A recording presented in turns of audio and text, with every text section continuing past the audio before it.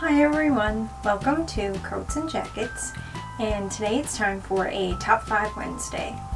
This one is going to be an official Goodreads Top 5 Wednesday, and these Top 5 Wednesdays for BookTube were started by Lainey. A link to her channel along with the Goodreads group with the topics will be down below. This was a current Top 5 Wednesday for this month, and the topic is Top 5 Favorite Title Font Designs for Books, and it had to be for the covers. So I'm excited about this because I really love covers. Anyone who really gets into books, you eventually find yourself having this problem where you want a certain one with a certain cover, or you end up buying more than one copy because the cover's so pretty. Yep. So let's get into it. Coming in at number 5 is Bat-Manga.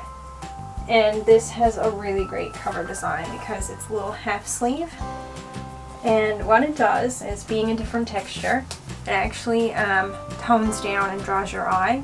So after you see the picture, you really get a good look at the title.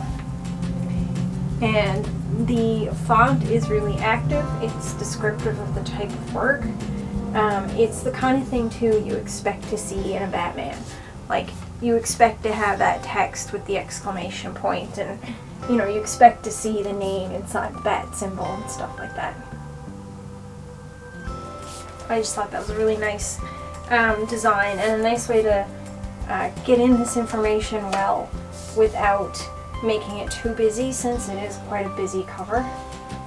Coming in at number 4 is Beaton's Sketchbook. This is just really nice. It's super simple, but much like with Bat-Manga, it's very descriptive of what you'll find inside.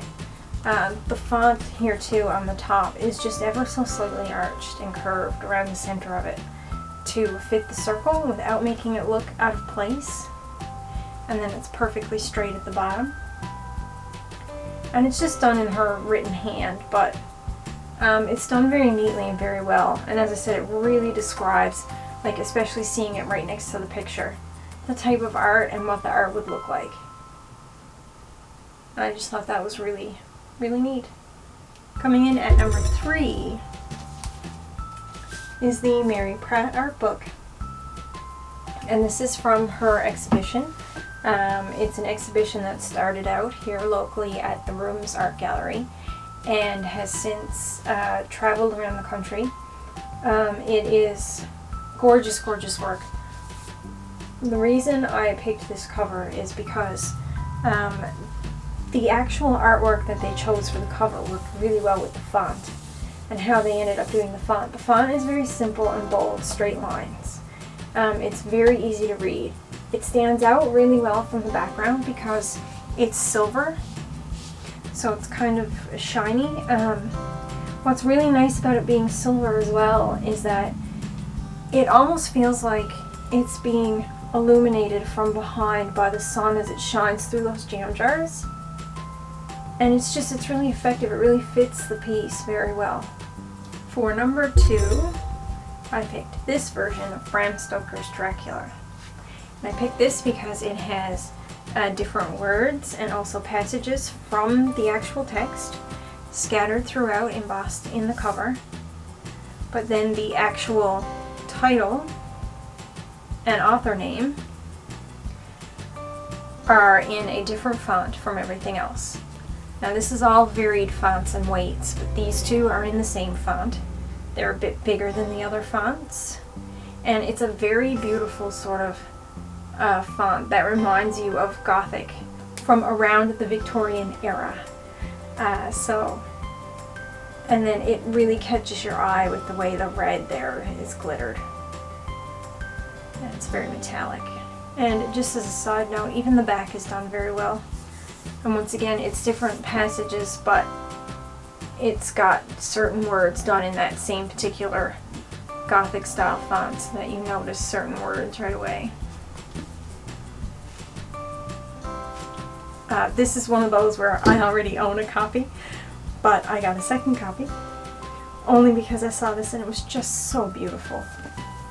And it's not just the cover, like everything about this book is just really gorgeous. The number one pick for favorite title font designs on covers is Blood on Paper. Blood on Paper is, or was, an exhibition of different books. They were all artist-made books, and they played with the format of books and different interpretations of what a book could be and how people tell stories. It was published by Ivory Press, and it was an exhibition that was held by the V&A Museum in London, England. This cover is very nicely embossed cloth, and of course the only bit of red is this part. And this was a theme throughout the exhibition for all the promotional materials, was this clear, crisp white against the red. And if you can see it there, I don't know how well that's going to do a close-up. All of the artists' names from the exhibition are just lightly embossed on the front, no color added. And it's just so gorgeous. And it's very fitting for the exhibition as well, particularly because this book, when you take it apart, it's actually a book that you deconstruct and reconstruct in order to read. So you can organize these any way you want. You can do each artist by alphabetical order, by your favorite to least favorite artwork, however thematically you want to do it. So every time you read it, it's a little bit different and you can tailor the experience of it. And I just thought it was really neat that they organized the names just so that everything would be a nice neat square. And this one part at the bottom, this where it says Blood on Paper, is just slightly off.